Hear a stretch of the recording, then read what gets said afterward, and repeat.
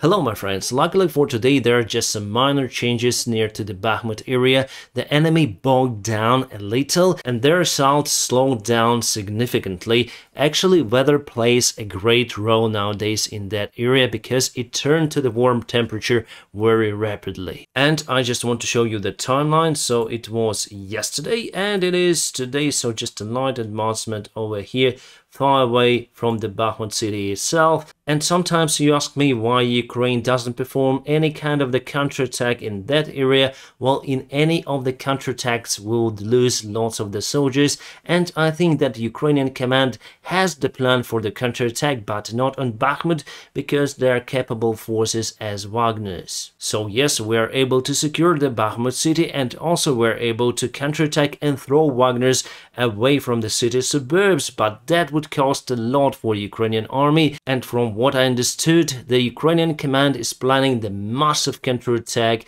this spring. Then the temperature would rise higher, up to 20 degrees. Then the soil will be more solid and will be able to withstand the weight of the heavy tanks, and that counterattack will happen on the south. My friends, before we continue with the Bakhmut and the latest news, let me introduce you the friend of my channel and the long-term partner, the Atlas VPN. The sponsor for today's video is Atlas VPN. What it basically does is that it encrypts my data and all of my devices are out of reach by government, by annoying ads and also hackers. It is very important for me because once my aviation channel pilot blog was hacked, then I used the public Wi-Fi. Here with Atlas VPN you have warnings if someone would try to reach your device. So then I got those warnings, I usually cancel the Wi-Fi connection. And yes, as you probably know, I'm the airline pilot, and before this war I used to travel a lot, and then you went to the countries where the Viber is blocked. For example,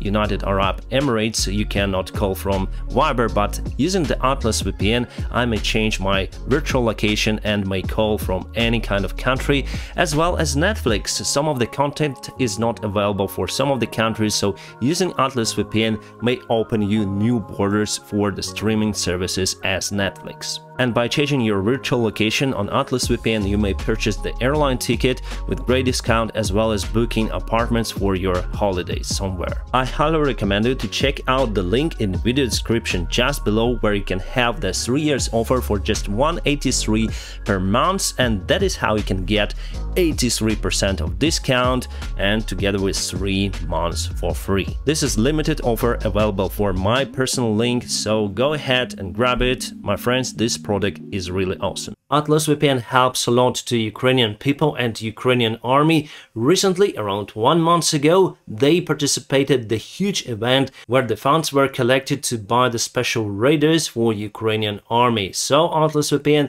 thank you so much for your kind support and also for sponsoring this video. Let's zoom to the city itself, and unfortunately I don't see the perspective for this right hand side from the river. The river is named Bakhmutka. That's why the city has the name Bakhmut, but Russians call it Artemovsk. As for today's information, I understood that one more Ukrainian unit left the city. It is the infantry unit and also partially air surveillance. Basically, we have the air surveillance in any infantry brigade, but this unit was equipped more than usual. And I think that it's the right thing to do because Russia continued to use their artillery systems to bomb our positions in Bakhmut. They all well known because they're usually in the buildings, but now they may concentrate the forces near to the city, avoiding the possible encirclement of the large Ukrainian forces. And yes, it could be that Ukrainian army little by little is leaving the Bakhmut city.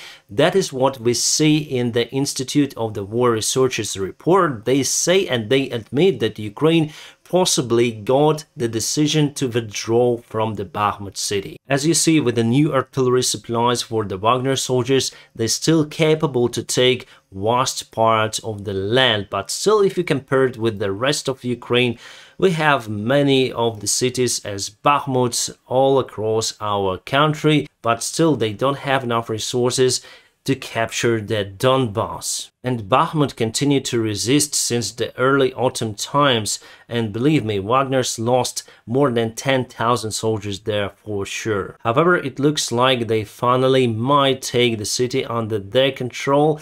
It's a very hard situation, as you can see, for the city. It's partially encircled, but still we have the supply lines and it's great. And as you understood already, the massive Russian attack that was advertised before for the winter campaign never happened. Actually, they tried in February in Vuhledar, but were totally demolished and continue their small tries. So recently, near to Avdiivka, they sent 5 tanks and 10 armored vehicles for the assault. They wanted to use the bad weather conditions, but our drones were still able to fly and they corrected the artillery fire. So you can see the column of Russians, they cover up by the woods over here.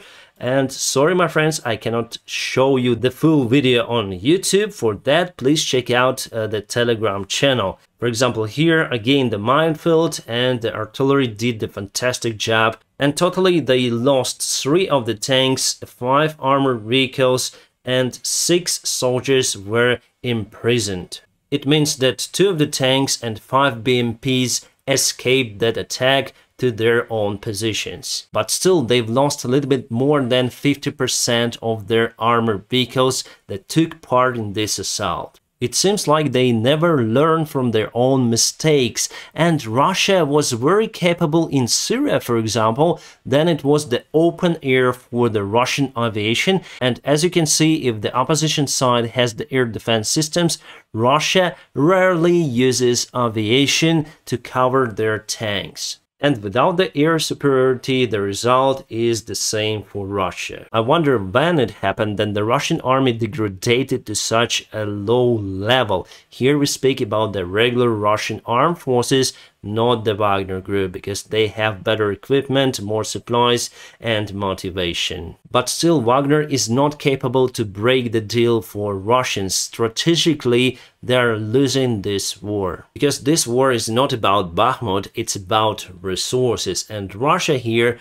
is losing resources. Ukraine gets more and more resources from allies. For example, we'll have more Challenger 2 tanks supplied to Ukrainian army. Before it was agreed for 14 tanks, and now we speak about 28. Plus, we'll have more artillery systems from the Great Britain, and it plays a huge role on the front lines and for the future counterattack. It was reported about the fake British intelligence report today. Actually, Russian bots created the similar note as British intelligence publishes on their website. But here we have the information that there is the big trade between Western countries and Russia. So Russia may give up the Kherson region together with Zaporizhia and get control over the Donbass and not lose Crimea, but it is fake. So this is the true report from the 4th of March, and here they say that Ukraine defense in Donbass town of Bakhmut is under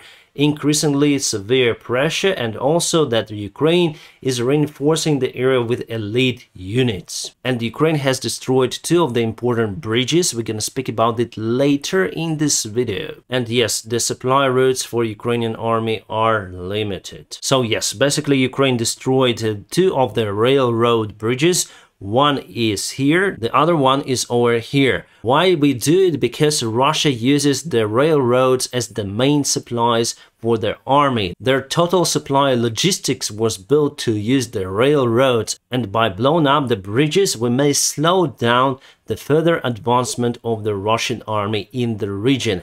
It is unfortunately one of the signs that the Ukrainian army might leave this area. Ukraine asks the European Union to provide 250,000 artillery shells per month. The number is huge, but you know, during the summertime, Russia used around 60,000 shells per day, just imagine, and now they use around 15,000. But Ukraine usually fires around 110,000 shells per month. And totally for the counterattack missions, Ukraine needs more shells, around 356,000 of them per month. Wow, I think this number is very close to the World War.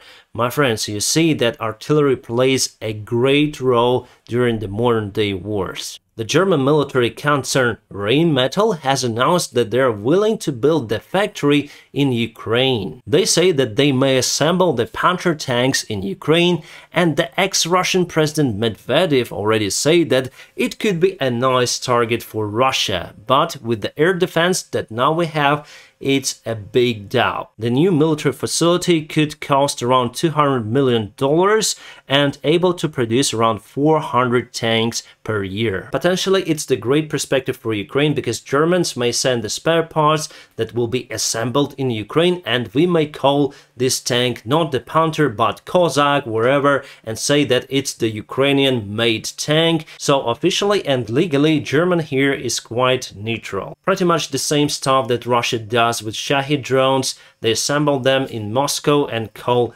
Giran 2 or something, but really it's the Shahid drone. There were some of the exercise in the United States military base in Germany, where Ukrainian command together with the Western allies played some sort of the different scenarios for the future counterattack. So I'm quite optimistic about our army, and soon you're gonna see more interesting news about Ukraine counterattacks.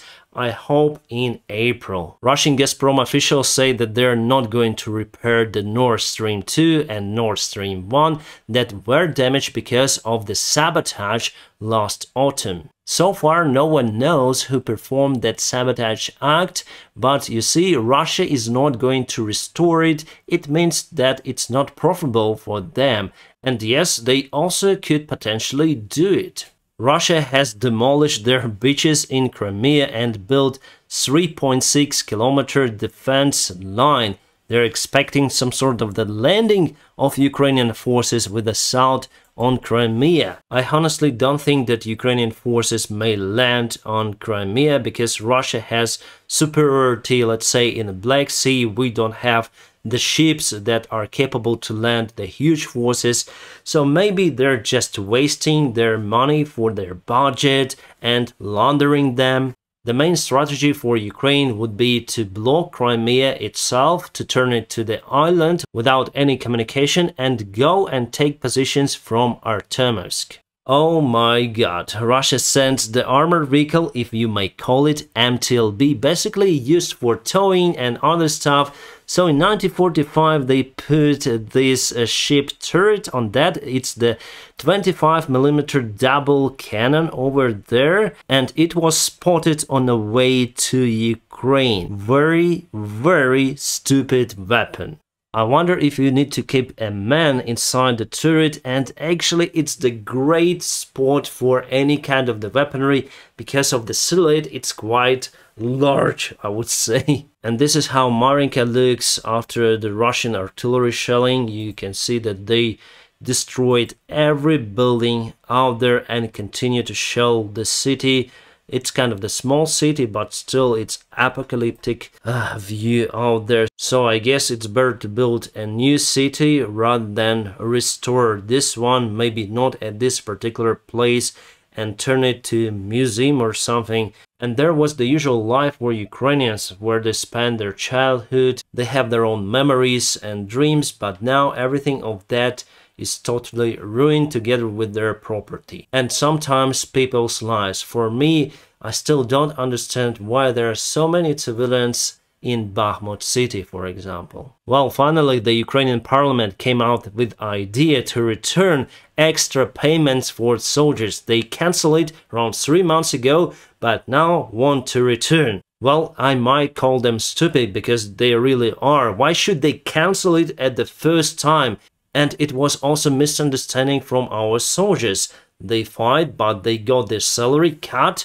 Why? At the same time, members of parliament, MPs, got extra salary for them because they work hard. So if you ask our society and our soldiers, in general, they don't like our MPs because they're very corrupt and they take the laws that are not profitable for Ukraine and Ukrainian society. So basically, yes, we don't like that stuff. I hope that we're gonna reform this institute. It should not stay the same during the war and after the war. It is a black hole for Ukrainian budget, and it's the trap for the freedom of society. The Economist says that China is very angry about Russians' actions. Somehow the information about the possible weaponry supplies from China went into the press, and China blames the Russian side for it. Here, China plays with fire because they have declined in their economy, and the biggest consumers of their products are in the European Union and United States. If China goes under sanctions, their economy will downgrade